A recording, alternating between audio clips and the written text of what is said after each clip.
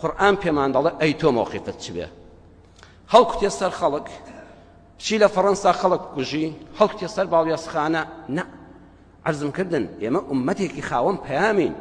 قورئان ئەمەی بۆ باس کردین بە خودی پێغەمبەر صلی الله علیه وسلم دەفەرمێ ئێستا ئەگەر پێغەمبەر خۆی بمایە لە ژیانە ئەمەی دەکرد من و تۆش دەبێت ئەمە بکەین کە خوا بە پێغەمبەر صلی الله علیه وسلم دەفەرمێ ئاوا بکە ئەوە سوورەتی حیجرە دواتر بیخوێنەوە تەماشایکەن خوا دەفەرمێ فاصدع بما تؤمر ئەی محەممەد صلی الله علیه وسلم ئەم هەموو قسە و باس و قسەڵۆک و بوختان و تەشهیر و سوکاتێ دەبیستی تۆ یەک تۆ گوێ پێمەدا فاصدع بما تؤمر ئەوەی فەرمانت پێکراوە و قورئانە بۆت هاتۆتە خوارەوە دینە بیگەیەنە بە خەڵک جا صدع لە زمانی عەرەبیدا چۆن گۆزەیەک دیزەیەک کە لە قوڕ دروستکراوەیان خاپێکی شوشە دەکەوێتە سەر عەرز و دەشکیان دەنگێکی لێبەرز دەبێتەوە بە دەنگی دلێر بێمنەتانە جەسوورانە ئەی خۆشەویست پەیامی خۆت بگەیەنە تۆ خەریکی بڵاوکردنەوەی قورئانەکەی خۆت بە تۆ خەریکی بڵاوکردنەوەی دینەکەی خۆت بە جا ئەم ئایەتە پێمان ناڵێ بە هات و هاوار چونکە دەبێت سەیری سیرەی پێغەمبەر کەین صلی الله علیه وسلم ئەم ئاەتەی چۆن تەطبیق کرد فەرمووی بە ئەو پەڕیشانازیەوە بڵێ من مسلمانم بە ئەو پەڕیشانازیەوە دینی خوا بگەیەنە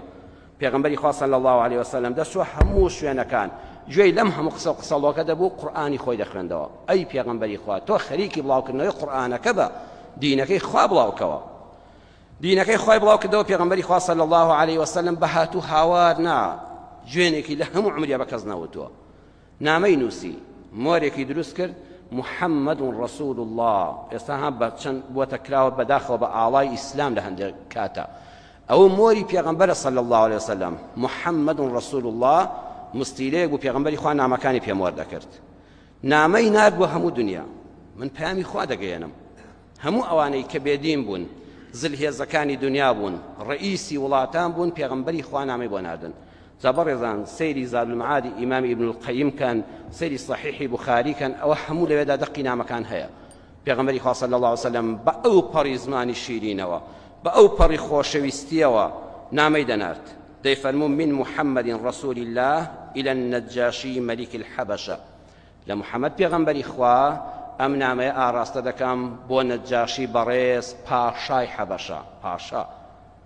دەیفەرموو من محمد عبد الله ورسوله إلى المقوقس عظيم القبط لمحمد عبدی خوا و پێغەمبەری خوا بۆ سەرکردە و گەورە و زەعیم و گەورەی قبتیەکان دەینووسی من محمد عبد الله ورسوله إلى هرقل عظيم الروم ئەم نامەیە لە محەممەد بەندەی خوا و پێغەمبەری خوا بۆ پاشا و دەسەڵاتدار و گەورە و بە حرمەتی ئەهلی ڕۆم و ئەو سەرکردە گەورەی دنیا ئەوان نامەی دەنووسی هەموو مەسیحی هەموو بکوش هەموو ئاگر پەرست دەیفەرموو من محەممەد ڕەسوول الله إلى كسرى عظيم فارس لە محەممەد پێغەمبەری خواوە ئەم نامەیە دیاری بێ بۆ کیسڕای گەورە پیاوی دەوڵەتی فارسی پاشای دەوڵەتی فارس خۆشەویستان سەیریکەن بە وردی سەرنجی ئەم نامانە بدەن پێغەمبەری خوا چەندە بە ئەدەب چەندە بە ڕەوشی بەرزەوە ئەو خەڵکە دەدوێنێ کە باسی خۆی دەکا ئەڵێ لە محەممەد بەندەی خواوە ناڵێت لە سەرکردەی بەناوبانگ و پێغەمبەری ئاخری زەمان محەممەدی کوڕی عەبدوڵڵاوە نە من لە بەندەی خوا من بەندەیەکی خوام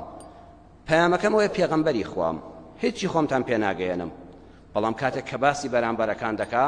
پێیان دەڵێ پاشا مەلیک دەسەڵاتدار خاوەن پایە بە حورمەت خاوەن هێز بۆ چونکە ئەو کەسانە حەز دەکەن ئاوا ناویان بێ پێغەمبەری خوش دڵیان ناشکێنێ مادام دڵیان بەوە خۆشە ئاوا بانگتان دەکەم ئاوا نامەتان بۆ دەنووسم بە ئومێدی خوا دڵتان نەرم بێ ئەگە خوای کرد ئێوە مسلمان بوون میلەتەکانیش مسلمان دەبن هەمووتان لاگری دۆزەق ڕزگارتان دەبێت سەرفراسی دنیا و قیامەت دەبن ئەم پەیامەی پێغەمبەر صلی الله علیه وسلم ئاوا دەیگەیان فاصدع بما تؤمر ئەی پێغەمبەری خوا تۆ لەسەر گەیاندنی دینەکەت بەردەوام بە تۆ ئیشی خۆت لەبیر نەچێتەوە گوێ لەو پرۆپاگەندانە مەگرە تەنانەت مغیرەی کوڕی شوعبە لەوەکو لە مصنفی ئیبن ئەبی شەیبەدا هاتووە دەفەرمێ یەکەم جار کە پێغەمبەری خوام بینی ئەوە بوو من لەگەڵ ئەبوو جەهلا بووم لە شاری مەکە پێغەمبەری خوا صلی الله علیه وسلم بەرەو ڕوومان هات بە زەردەخەنەوە فەرمووی یا ئەبا الحەکەم هلم إلى الله وإلى رسوله وإلى كتابه أدعوك إلى الله أي أبا الحكم أبو جهل ناوي خوي عمري كره هشامة أو أن دز رويشتوبو أو أن دقص رويشتوبو أو أن دخاون هيزو دا صلاة بو لەناو قڕیشا پێیان دەبوت ئەبەل حەکەم لە مەککەدا پێغەمبەری خوا نەیفەرموو ئەی عەمر هەر بە ناوی خۆیەوە بە نازناوی ئەبەل حەکەم بانگی کرد چونکە ئەو بەو ناوە خۆشحاڵە پێغەمبەری خوا ڕێزی لێگرت ئەی ئەبەل حەکەم وەرە بانگت دەکەم بۆ لای خوای تاک و تەنها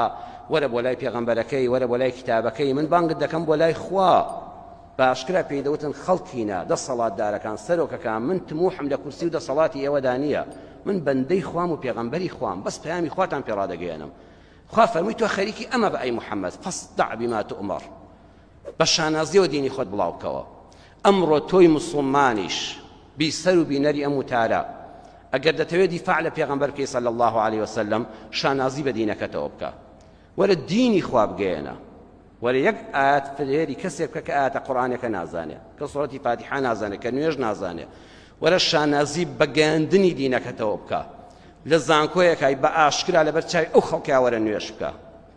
لە دایرەیەکای لەسەر حسابی هاوڵاتی و قەرەباڵغی نەبێ بە ئاشکرا وەرە لە ناو حەوشەی دایرەکەدا لەبەر چاوی خەڵکان نوێژ بکە بە ئاشکرا و بە شانازیەوە شانازی بە دینەکەتەوە بکە خۆت پشوک مەکەوە کاکە وەڵام من موسڵمانم بە شانازیەوە بڵێ موسڵمانم چەندی دەتوانی دینی خوا بگەێنە خۆی ئێستا دەتوانی ئەم وتارە تۆمارکەی لە فەیسبووکەکەی خۆت تا بڵاوی بکەیتەوە خوا زانە دەنگی من ناگاتە کەسێت تۆ دەیگەێنی دینی خوا بڵاو بکەوە بە هەر شێوەیە دەسەڵاتت هەیە ئەوە باشترین دیفاع لە پێغەمبەر صلی الله عليه وسلم و ژاوەژاویشی ناوێ و کەسیشن ناڕەحەت نەکردووە بەو حیکمەت و ڕێز و حرمەتەی کە پێغەمبەری خوا گەیاندوویەتی هەستی کەسیش بریندار مەکە